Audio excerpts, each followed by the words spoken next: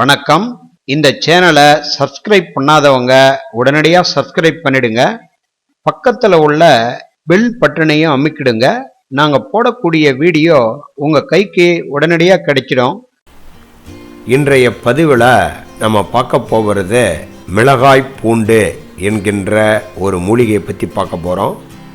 இம்மூலிகையானது பரவலாக தமிழகம் முழுவதும் அனைத்து பகுதிகளிலும் காணப்படுகிறது. இது வாய்க்கால் வரப்புகளிலும் தரிசு நிலங்களிலும் சாலை ஓரங்களிலும் தானாக வளரக்கூடிய சிறு செடியினமாகும். இதை உடைத்தால் பால் வரும் தன்மை உடையது.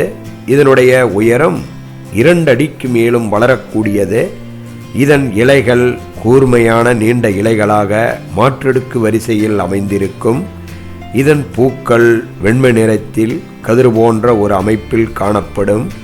இதன் காய்கள் ஆமணக்கு காய்களைப் போன்று சிறு வடிவத்தில் இருக்கும். இந்த செடியை எலி ஆமணக்கு என்றும் கூறுவதுண்டு. இதற்கு வேறு பெயராக மிளகாய்ப்பூடு, சிறு நித்திய கல்யாணி என்றும் கூறுவதுண்டு. இதனுடைய பொதுவான குணம், இந்த மிளகாய் பூண்டானது வெட்டுக்காயங்கள் ரணங்களை ஆற்ற வல்லது. பலவிதமான வாத நோயையும் பழைய மலத்தையும் போக்க வல்லது. இன்னும் பக்கசூளை, இழுப்பு, தாது அழுகல் இவைகளை குணமாக்க வல்லது. இதை வைத்தியத்தில் எப்படி பயன்படுத்துகிறாங்க என்பதை பற்றி விளக்கமான முறையில் பார்க்கலாம்.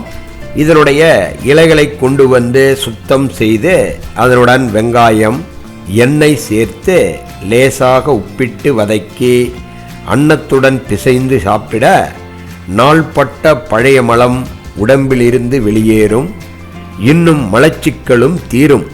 மிளகாய் பூண்டு செடியை பிடுங்கி இதன் வேரை 50 கிராம் அளவிற்கு எடுத்து அதனுடன் சிறிது மிளகு சேர்த்து இடித்து ஒரு மட்கடாயத்தில் போட்டு 2 கப்பு நீர் விட்டு வீசம்படியாக சுண்ட காய்ச்சி வடிகட்டி சிறிது பனங்கற்கண்டு கூட்டி 30 மில்லி வீதம் காலை மாலை 2 வேளையாக உள்ளுக்கு அருந்த பக்கசூளை, தைராய்டு பிரச்சனை, இழுப்பு, பாரிசவாதம், முகவாதம், இளம்பிள்ளை வாதம், முடக்குவாதம், மேலும் இது போன்ற 8 விதமான வாதங்களும் பறந்து போகும். மேலும் இந்த கஷாயத்தை கற்கண்டு சேர்க்காமல் புண்கள், ரணங்கள், விரல் இணுக்குகளில் ஏற்படுகின்ற புண்கள் இவைகளை கழுவி வர விரைவில் ஆறும். இதனுடைய இலைகளை பறித்து வந்து பட்டுபோல் அரைத்து அதனுடன் சிறிது வேப்பெண்ணெய் விட்டு நெருப்பணலில் வெதுப்பி கட்டிகள், வீக்கங்கள், மூட்டுகளில் உண்டாகுகின்ற வலி, நெறி கட்டுதல், கழுத்தில் உண்டாகும் வீக்கம் இவைகளுக்கு வைத்து கட்ட சிறப்பான பலனை தரும். மேலும் இதன் பாலை விட்டு காயங்களுக்கு விட ஆறும். இன்னும் முள் தைத்த இடத்தில் லேசாக சீண்டி இந்த பாலை விட்டு வர சீழ்பிடிக்காமல் முள் வெளியேறும். இந்த மிளகாய் பூண்டின் சிறு விதையிலிருந்து எடுக்கக்கூடிய எண்ணெயானது அற்புத சக்தி மிக்கது. இந்த எண்ணெயை தினந்தோறும் காலையில் மட்டும் 2 சொட்டுகள் வீதம் உள்ளுக்கு சாப்பிட்டு வர வாத நோய் என்பதே வராமல் பாதுகாக்கும். இது போன்ற எண்ணற்ற நன்மைகள் இந்த மிளகாய் பூண்டுக்கு உண்டு. பயன்படுத்தி நலம் பெறுங்கள்.